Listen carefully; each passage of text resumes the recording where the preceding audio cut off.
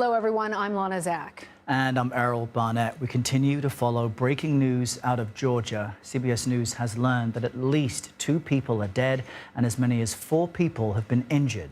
Police say a suspect is in custody after shots were fired at Apalachee High School in Winder, Georgia. That's roughly 50 miles northeast of Atlanta.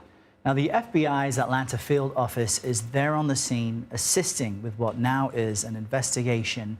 And officials say it will take days, though, to uncover exactly what happened there in Georgia. Governor Brian Kemp has also directed all available state resources to respond to this. The Barrow County Sheriff held a news conference earlier and said this investigation is just beginning. He's asking people to be patient. This is a very, very fluid investigation. It's very early. And I have asked the assistance of the GBI and the agencies here behind me today, and there are multiple agencies that responded this morning to help us and help the sheriff's office. We do have a suspect in custody, and we are asking for your patience as the media to please let us get the facts that we need to make sure we get this right. One 10th grader described what happened after hearing shots fired while sitting in a classroom. I was in class and we heard shots. The teacher ran, slammed the door, made us all go in the corner. We heard like the teachers and everything in the hallways, the police. We heard like the shooting, and then we heard that they ran away. And then after a while, they came and took us out to the football field. CBS News national correspondent Dave Malkoff is there on the scene. You see him in Winder, Georgia. David, as we heard from Aiden Navarro, he also explained that he had to leave all of his stuff behind. So all of his possessions are back there on campus. There's this scramble for parents to reunite with their kids. What are you seeing?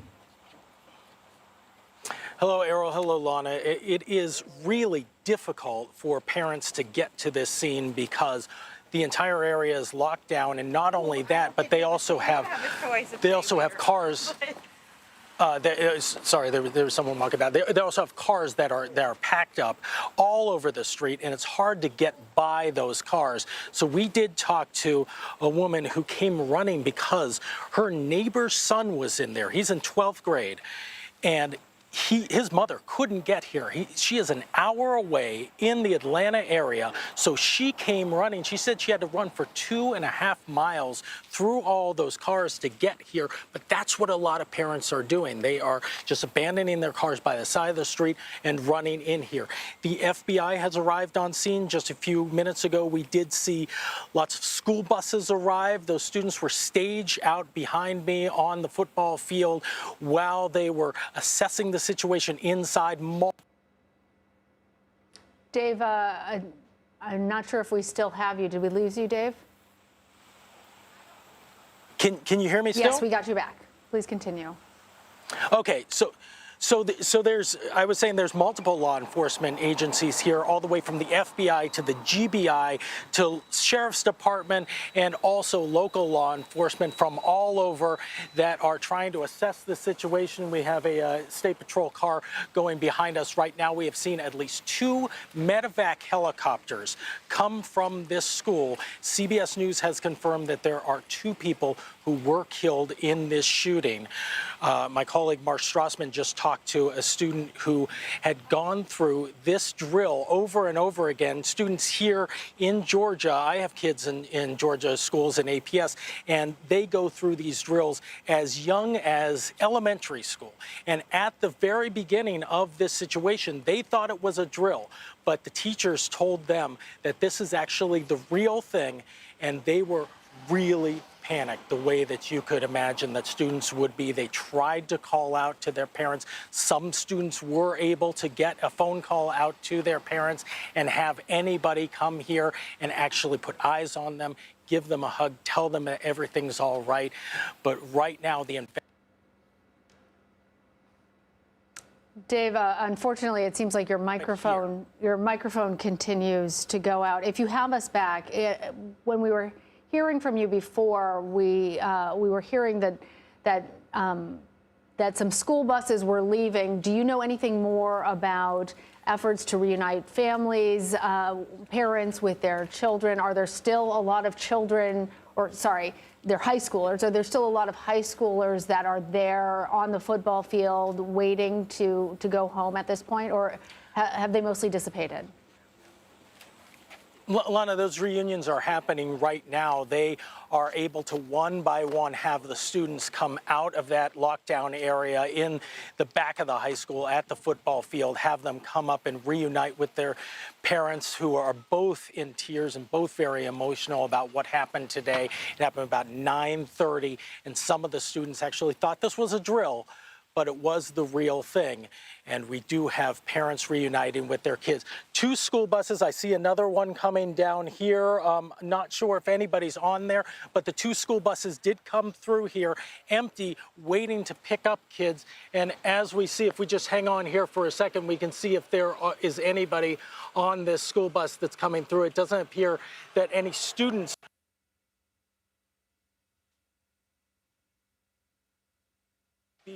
the way that they would be able to take some of the kids back from this tragic situation, back to a place that they call home, that they can feel safe and feel that they are in some sort of reunion with their families, with something that is safe and normal and comfortable for them after this day, which is a day they prepare for, but a day they hoped would never come. But unfortunately, here at Apalachee High School, it came for them at 9:30 a.m. this morning. So unnerving for so many people. Dave Malkoff, thank you very much. We want to bring in Katherine Schweit now. She's an author and former FBI agent and attorney. What's interesting, Katherine, is that, you know, parents are going through such a horrific situation today at that school, trying to find their kids, the students. But other parents worry about their own kids at school, wondering when something like this might happen to them. What are the first steps here as far as the guidance parents should give their kids about things like this? I'm glad you asked me that, because there's so many facts we don't know right now, right? But what we do know is how we can help people in the future and the panicked parents right now. After Sandy Hook massacre, I was asked to put together a program for the FBI, including and working with the other federal agencies, to look at how can we prepare people.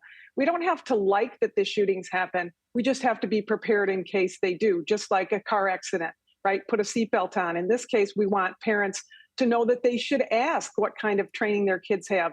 They should ask the school before the school year starts or at their first meeting, when should I go to the school? Where should I go? What is the plan to reunite us if there is an emergency? Because it also could be a tornado, right? Or a hurricane or some sort of storm in Georgia. So you should know what the emergency plans are and then talk to your kids about it. I think that's the most important thing, so that they're not making up the decision about what to do and how to catch you. Katherine, you heard Dave saying that for a lot of these students, they have been through these training exercises year after year after year, starting in elementary school, and that many of them just thought that this was another back to school and we'll do an active shooter drill again. How concerned are you that for kids this becomes rote? Because I remember doing fire drills, and not everybody in my class is really paying attention to the fire drill at that point.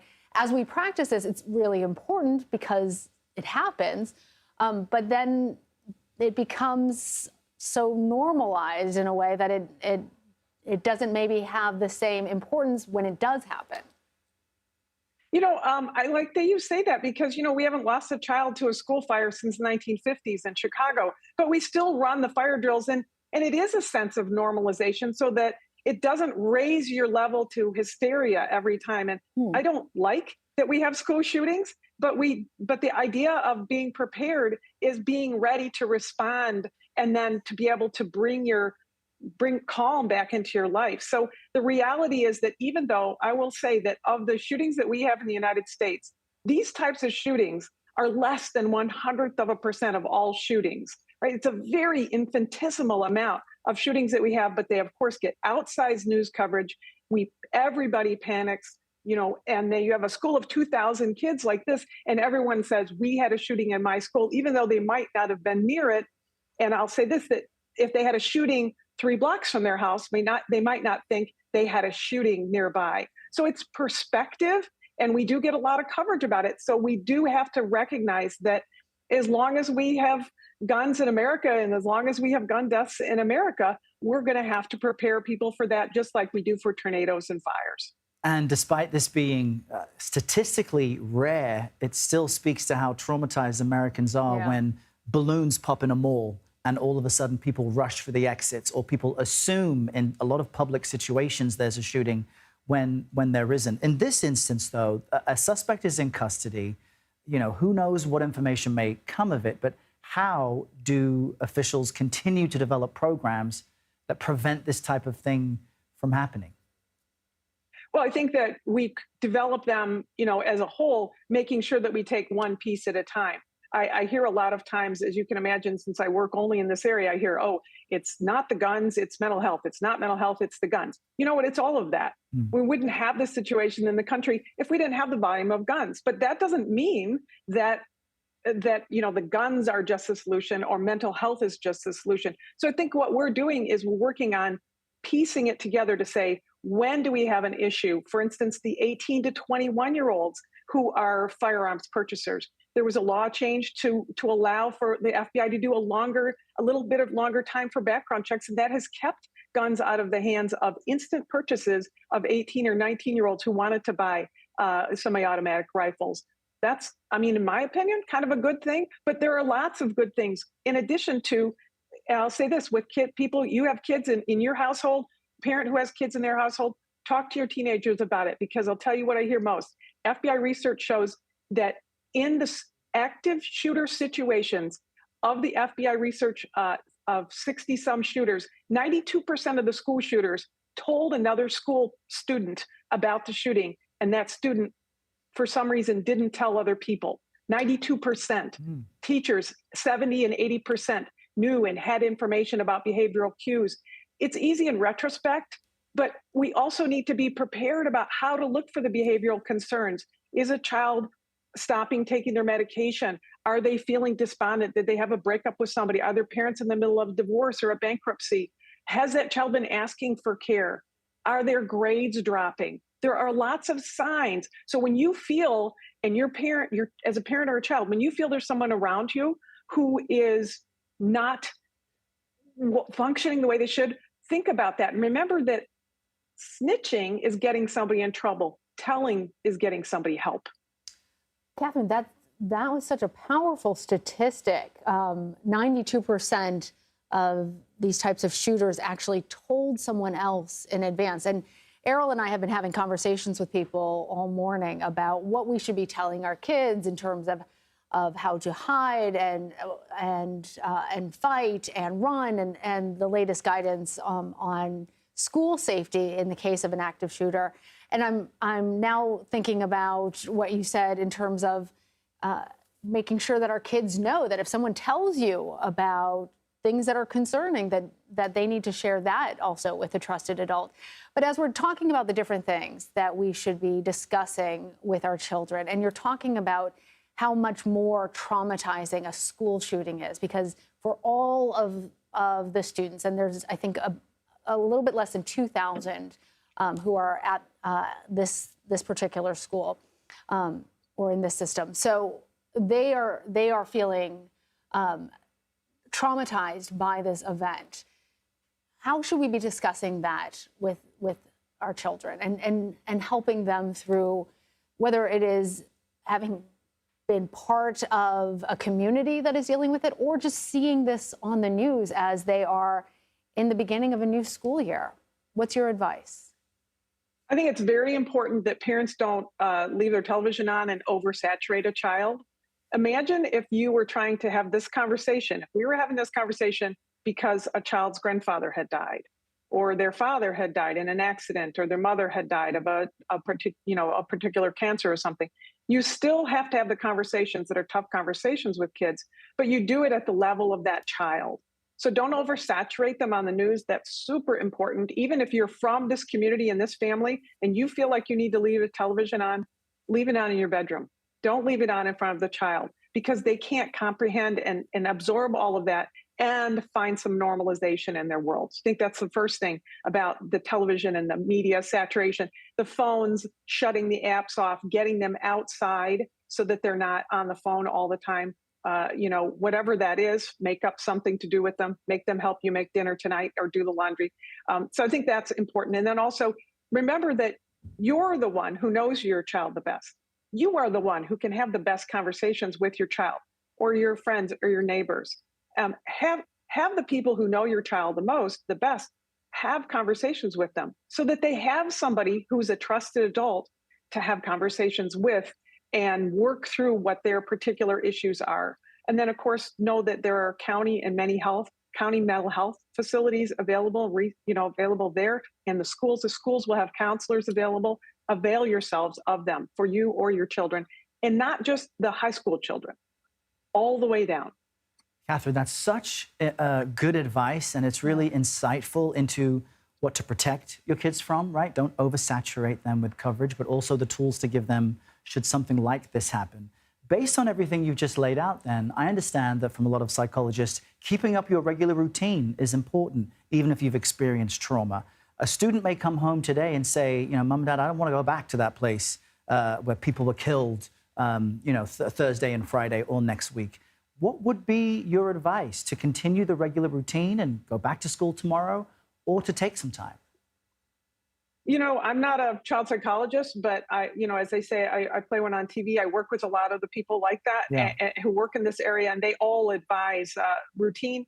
Remember that routine is what we are comforted with. When we go to somebody's house who we know, we already know what to expect.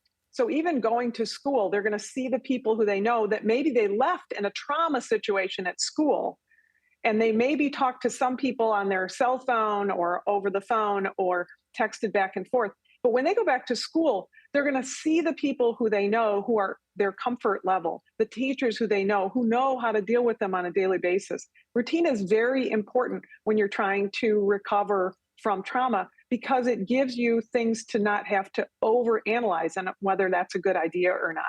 If you move them someplace, right? If you drop them out of school, they lose every sense of normalcy in their life at a time when they don't have any choices about the things that are abnormal. And important to watch your child for all those cues, because every child is obviously different. Really appreciate having your experience and your insight into all this. Want to shift gears a little bit and talk about the investigation that's now unfolding. So we know local police are on the scene. FBI is coordinated with them. The governor has pledged all necessary support. The White House says that they are watching as well. A suspect is in custody. What happens now?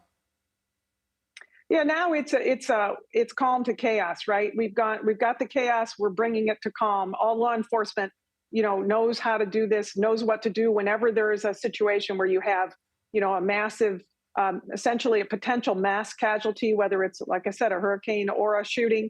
That what you want to do is determine the area that you have to be responsible for. Then you just parse out the responsibilities. Somebody will do the search. If there were lots of rounds discharged, the FBI, that might be a thing that the FBI does. They bring their evidence teams in and they do the search because they can, and it's easy for them. They have big teams that do it. And then they hand that information over to the investigative agency, in this case, the Bureau. So, and there'll also be an investigation. Somebody will be assigned to make sure all the interviews are done. Somebody will be assigned to make sure that, and that may be, somebody may be a different agency, for example. The prosecutor's office there'll be warrants that we will want to obtain for the suspect's house, for the suspect's vehicle, if the suspect has a vehicle, and any other location that might be familiar, from interviews on whether or not that suspect had access to it, including accessing phones and accessing email addresses. So that's all a process that just needs to take time. But we've done it before. We all know how to do it. And the chief investigative agency will work with all the other agencies to collect the evidence, do the interviews, and then draw a timeline back as far as they can on the suspect to determine when did he begin on this pathway to violence, and what kinds of things, could we have done to intercede? And that's how we learn every time a shooting occurs, how to potentially help prevent the next one. Well, we so appreciate you speaking with us.